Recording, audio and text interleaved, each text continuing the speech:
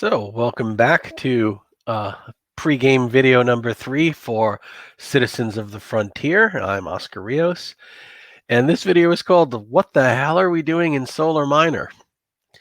Um, so, yeah, I had to set the campaign somewhere to begin, or so my players think.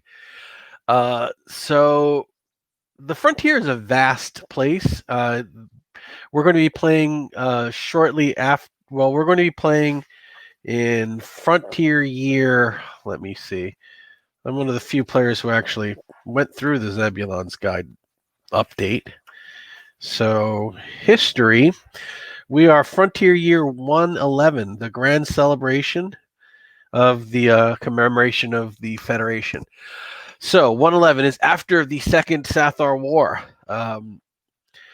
The peaceful relations with the Rim races have well established. There are 30 established systems in the Federation, as well as the 6 systems in the Rim. We've got lots of really interesting planets with large cities and mixed races, well integrated cosmopolitan societies. We've got mega corporation planets. We've got military industrial planets. We've got trading and entertainment hubs, mining conglomerates, really rich and interesting places to set a campaign. I mean, think the wide angle shots of Coruscant, and you get some idea what we're talking about.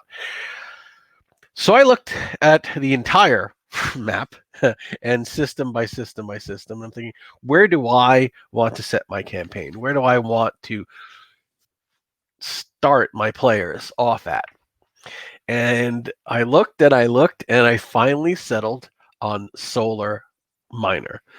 And you may be asking yourself, where the hell is Solar Miner? Solar Miner is on the very edge of the frontier. It is a lightly populated system with 2 worlds, which is cool. Not every planet has 2 established. Not every star's system has 2 established populated worlds, but this one does, which is appealing. And we're going to be setting it on the planet of Cersei, which is a lightly populated agricultural world. So yeah, I told my players we're starting play on Solar Miner, and one of my players, who's the newest, who's never played Star Frontiers, looked over the description and said, kind of sounds like a backwater to me. And I said, yeah, it is, but don't worry, you probably won't be staying there long. You'll be scooting around the galaxy and visiting lots of systems. And I hope none of my players are watching this, but lie detector test determined that was a lie.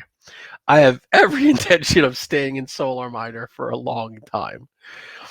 And here's why. There's a lot of interesting things you can do in Solar Miner.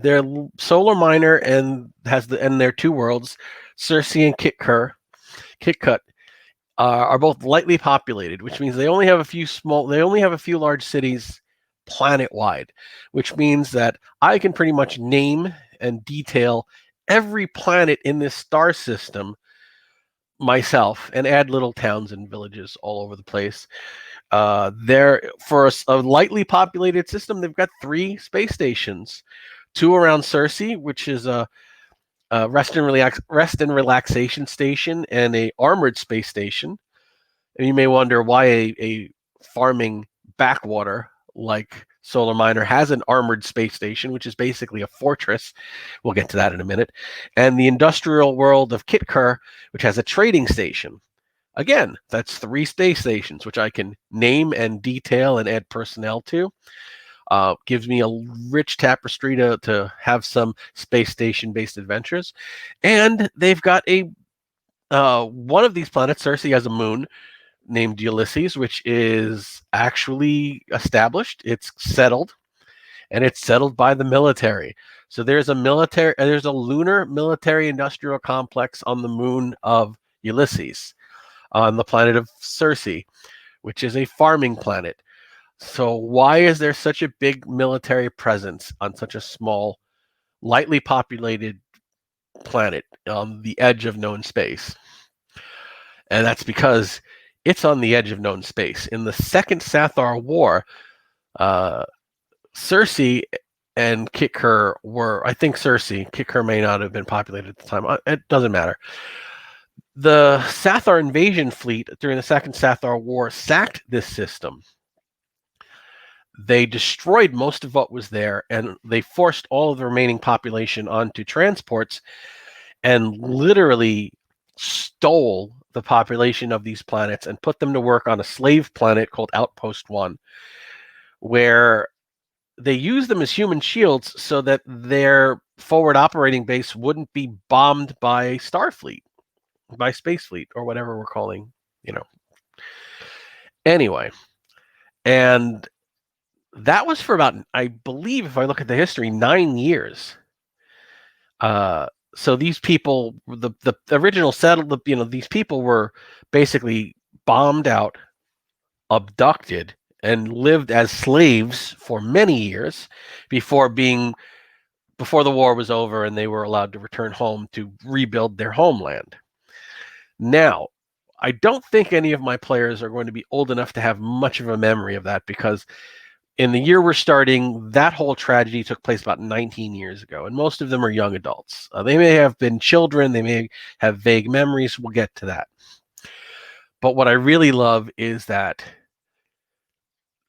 that's a lot of military conflict for such a peaceful farming area.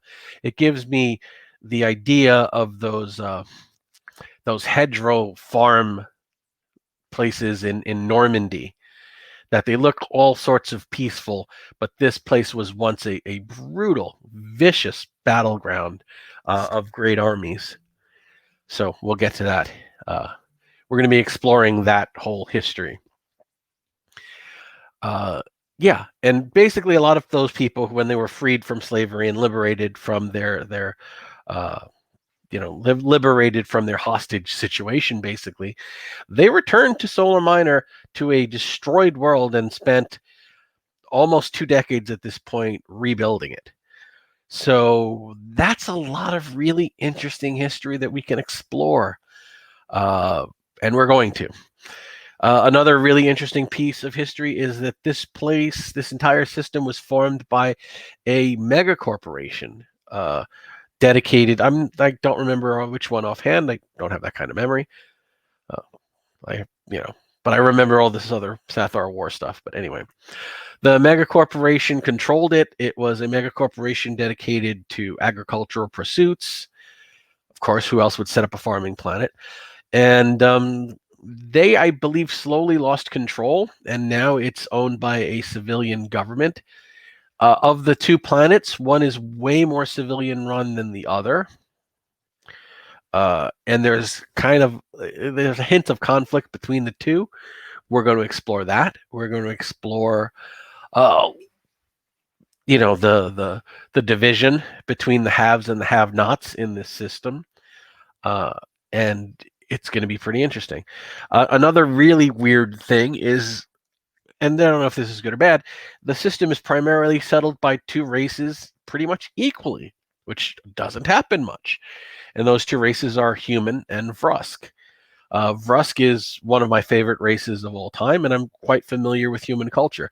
So that'll be interesting, especially for the players who are not human or Vrusk, because they are basically minorities in this system. They're going to have a hard time finding people who speak something other than human or Vrusk. They're going to have a hard time reading, unless they learn human and Vrusk, reading stop signs and watching television, because those are the two primary languages that are going to be spoken here. And 60% of my group are not human and Vrusk. I have 5 players, and only one is human and only one is Vrusk. So that's going to be interesting to explore small immigrant communities in this sea of humans and Vrusk. And for people tuning in for the first time, Vrusks are highly organized insects. Picture an insect centaur, upper torso with 2 arms, 2 legs, and then a longer body with 8 legs. Well, there's one as as an emblem, as my icon on this channel. So again, big fan of Rusks. So Rusks are highly organized. They're very business and social oriented, like termites and termites and bees and ants. They make lots of businesses. They're very dedicated to their companies. Think the classic Japanese salaryman mentality. And humans, I'm not even going to start to explain those people. You live with them every day. It's sad, but there we are. So Solar Miner has a lot of interesting things that I can explore. Sure, compared to Prenglar and Zebulon and all of those famous planets with Gran Quivera and Port Loren, those classic huge metropolis sprawling. Yeah, I'm not doing that. We're going to my players are, and I hope they're not listening, and I'm going to tell them don't watch this video. They're going to find out that they're going to be, if they stick with the campaign and all things go well, they're going to become big fish in a small pond. And I think that's going to be exciting. So yeah, that's what the hell we're doing in a backwater like Solar Miner. Every small town has 100 million stories, and they're all quite interesting if you really take the time to learn them. And we're going to learn. We're going to learn all about the reconstruction era of Solar Miner, post Second Sathar War, through the eyes of our five new I want to say investigators, but that's a Call of Cthulhu term. Our 5 new adventurers, our 5 new characters. And we're going to be talking about them shortly. So until next time, everyone, be safe, citizens. I'm Oscar Rios.